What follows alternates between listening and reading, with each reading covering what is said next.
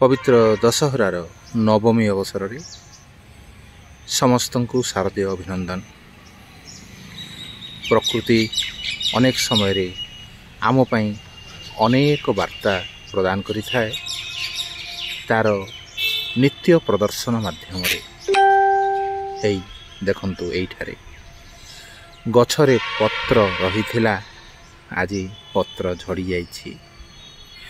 आमर जेते सबु संपर्क जहाँ सहित आमे जड़ित होई रहिछे बोली एई पार्थिव जगत रे आमे जाबुड़ी धरिबा पई प्रार्थना करि बसु। सेगुड़ी को केमिति अळिक केमिति तार समय आसिले से झड़ी जाए एवं एक नूतन पत्र नूतन संभावना आड़कू आमको अग्रसर करने पई सुजोग प्रदान करि थाए।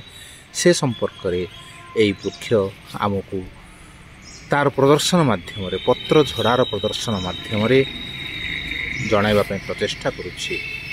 आमे जानिले हैला चारिआड़ को आखि फेराई नेले कोरापुटर प्रकृति, कोरापुटर गछ लता पहाड़ पर्वत नदी झरणा कीट पतंग समस्ते आमको किछि ना किछि वार्ता देवा पई प्रस्तुत अछंती।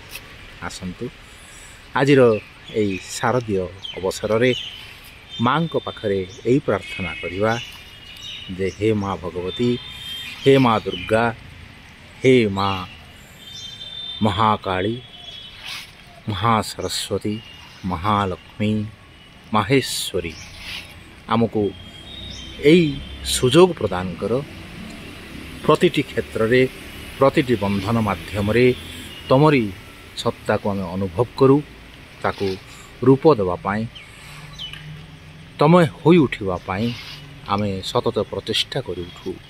आमर प्रार्थना सामूहिक जगतर एक विकास दिगरे, चेतनार विकास दिगरे, अंतरर चेतना बाह्य चेतना सहित सामंजस्य रखिबार एक प्रक्रिया माध्यम रे नूतन जगत सृष्टि करिबा पाई खोराक होई उठू।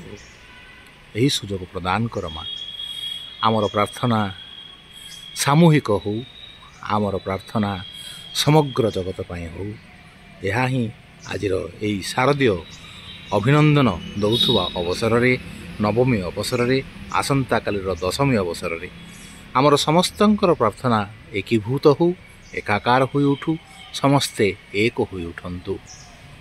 फल निश्चित भाव में फलिबो एही आशा रखिबा एवं माँ भगवती पाखरे पुणी थरे